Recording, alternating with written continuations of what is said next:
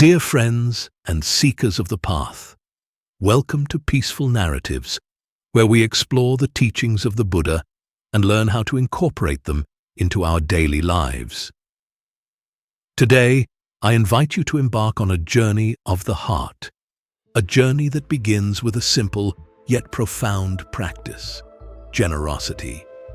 As we gather in this serene space, let us open our hearts and minds to the teachings of the Buddha, who showed us the way to a life filled with compassion, joy, and boundless love. Generosity, or dana, is a cornerstone of Buddhist practice. It is the act of giving freely and selflessly, with no expectation of reward or recognition. The Buddha taught that true generosity comes from a place of deep compassion and understanding, a recognition of our shared humanity and interconnectedness. When we give generously, we not only help others, but we also cultivate a sense of inner peace and happiness. Let me share with you a story that illustrates the power and beauty of generosity.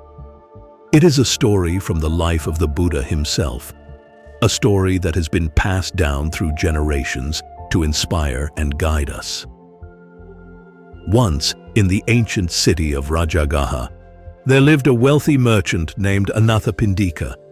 He was known far and wide for his immense wealth, but even more so for his boundless generosity. Anathapindika had heard of the Buddha and his teachings, and he longed to meet him and support his mission. One day, while on a business trip, Anathapindika heard that the Buddha was staying nearby. Overwhelmed with joy, he immediately set out to find him. As he approached the place where the Buddha was staying, he felt a deep sense of peace and serenity wash over him. He knew that he was in the presence of someone extraordinary. Anathapindika bowed respectfully before the Buddha and offered him a magnificent meal. The Buddha accepted the offering with a gentle smile, and they sat together in deep conversation.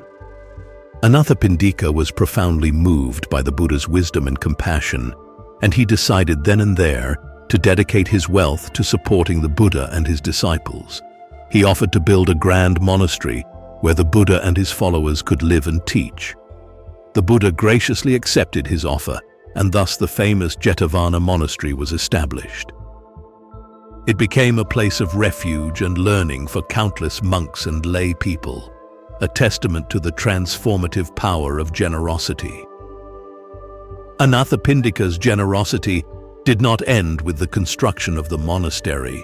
He continued to support the Buddha and his disciples throughout his life, providing food, clothing, and medicine. His selfless acts of giving brought him immense joy and peace, and he became known as the greatest benefactor of the Buddhist community. This story of Anathapindika reminds us that generosity is not just about giving material wealth. It is about giving from the heart, with a deep sense of compassion and love. It is about recognizing the needs of others and responding with kindness and generosity. But how do we, in our everyday lives, practice this profound teaching of generosity? How do we cultivate a heart that is open and willing to give, even in the face of our own struggles and challenges? The Buddha taught that generosity begins with intention. It starts with a sincere desire to help others and make a positive difference in the world. This intention is the seed of generosity, and it grows through our thoughts, words, and actions. To practice generosity, we must first cultivate an attitude of abundance.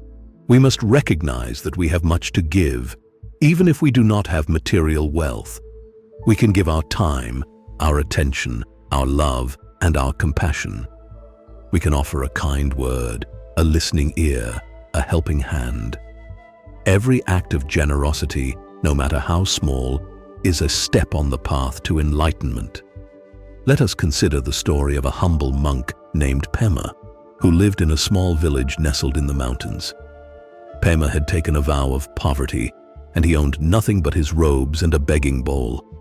Yet, he was known far and wide for his generosity and kindness. Each morning, Pema would walk through the village with his begging bowl, accepting whatever offerings the villagers could spare. He would then take these offerings and distribute them to those in need. He would visit the sick, the elderly, and the poor, sharing his food and offering words of comfort and encouragement.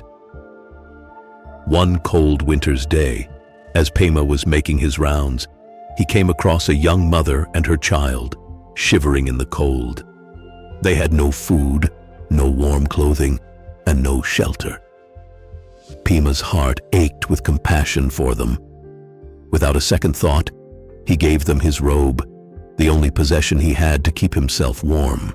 The villagers, seeing this act of selflessness, were deeply moved. They came together and provided food, clothing, and shelter for the young mother and her child. Inspired by Pema's example, they began to practice generosity in their own lives, and the village became a place of kindness and compassion. Pema's story teaches us that true generosity comes from a place of deep compassion and selflessness. It is not about what we give, but how we give. It is about recognizing the suffering of others and responding with an open heart. To cultivate this kind of generosity, we must first cultivate mindfulness. We must become aware of the needs of those around us and our own capacity to give. We must learn to listen with compassion and see with the eyes of the heart. The practice of mindfulness helps us to recognize the opportunities for generosity that are present in every moment. It helps us to see the interconnectedness of all beings and the impact of our actions. When we are mindful, we are more likely to respond to the needs of others with kindness and generosity. Another important aspect of practicing generosity is letting go of attachment. Often, we hold on to our possessions, our time, and our energy out of fear and insecurity. We worry that we do not have enough, or that giving will leave us with less. But the Buddha taught that true happiness and abundance come from letting go. When we give generously, we let go of our attachment to material possessions and the illusion of scarcity. We recognize that true wealth lies in our ability to give and share. This act of letting go brings us a sense of freedom and joy, and it opens our hearts to the boundless love and compassion that is our true nature. Let us also remember that generosity is not just about giving to others. It is also about giving to ourselves. We must learn to treat ourselves with the same kindness and compassion that we offer to others. We must recognize our own needs and take care of our own well-being. Self-compassion is an essential aspect of the practice of generosity. When we are kind and generous to ourselves, we cultivate a sense of inner abundance and joy.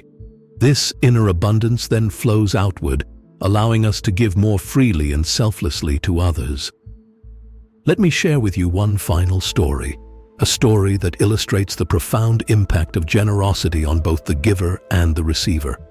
In a small village, there lived a poor farmer named Hari. Hari worked hard every day to provide for his family, but they often struggled to make ends meet. Despite his own hardships, Hari was known for his generosity. He would always share whatever little he had with his neighbors, offering food, help, and support whenever he could. One year, the village experienced a severe drought, and the crops failed. Many families were left without food, and the situation grew desperate. Hari, too, was struggling, but he continued to share whatever he could with those in need. One evening, as Hari was sitting by his small fire, he heard a knock at the door. It was a traveler, weary and hungry from his journey. Without hesitation, Hari invited the traveler in and shared his meager meal with him. The traveler thanked Hari for his kindness and spent the night in his humble home. The next morning, as the traveler was about to leave, he revealed his true identity. He was a wealthy merchant who had come to the village in search of a place to invest his wealth. Touched by Hari's generosity, he decided to help the village. The merchant provided the villagers with seeds, tools, and resources to rebuild their farms. He also built a well to provide a reliable source of water. the village flourished once again, and the villagers were filled with gratitude and joy. Hari's act of generosity had not only helped a stranger in need, but it had also brought abundance and prosperity to the entire village. His selfless giving had created a ripple effect of kindness and compassion that transformed the lives of many. As we reflect on these stories and the teachings of the Buddha, let us remember that the practice of generosity is a powerful and transformative path. It is a path that leads us to greater happiness, peace, and enlightenment. It is a path that connects us with our true nature and the boundless love and compassion that resides within us. In our daily lives, let us strive to practice generosity with an open heart and a spirit of kindness. Let us give freely and selflessly, without attachment or expectation. Let us recognize the needs of others and respond with compassion and love. And let us also be generous with ourselves, nurturing our own well-being and happiness. Thank you for joining me on Peaceful Narratives. May your journey be filled with the joy of giving and the boundless blessings it brings. May you find peace and happiness in the practice of generosity, and may your heart be a source of light and love for all beings. In peace and kindness,